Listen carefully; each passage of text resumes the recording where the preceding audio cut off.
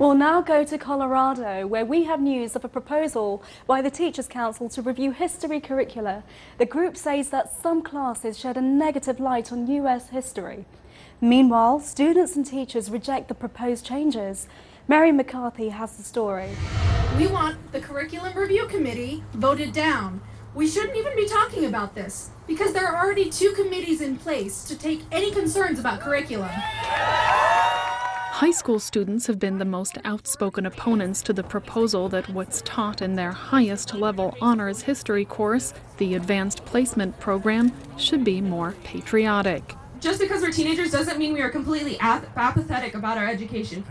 The most controversial part of the Jefferson County proposal suggested that history courses shouldn't condone civil disorder or social strife. Students and teachers responded with their own act of civil disobedience, walking out of class in schools across the large district in the western suburbs of Denver.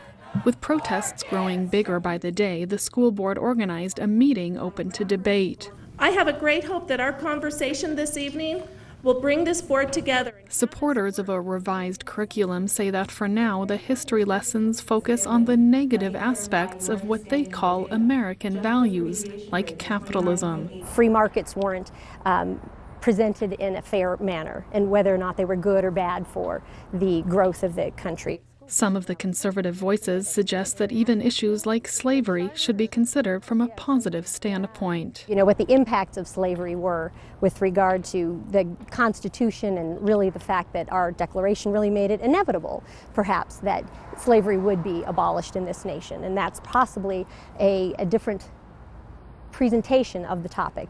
Meanwhile, the protesting students questioned how the school board and parents could be qualified to rewrite a curriculum written by professional academics. Do you have college-level history experience to informatively decide what we should be taught in any college-level class?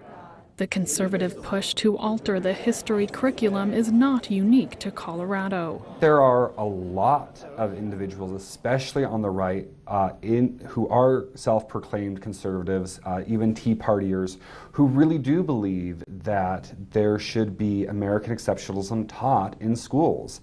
There are individuals who believe, you know, the fallacies that have been perpetuated for many years about Christopher Columbus, the Pilgrims, how slavery ended, and they believe that's what should be taught. Education journalist Nicholas Garcia suggests the debate has become so heated because the proposal was put forward during political season in a politically influential region. Most students, you know, really saw this as a political tactic to invade their classrooms. We have an election year coming up, and Jefferson County is a microcosm of Colorado, a very crucial swing state. You know, Jefferson County very well might decide who runs the U.S. Senate. For now, the conservative majority on the school board here is offering what it calls a compromise, saying the review committee for the history curriculum will include both teachers and students. But that's not enough for some of the angry students, some of whom continue to stage protests. Mary McCarthy for Telesur, Arvada, Colorado.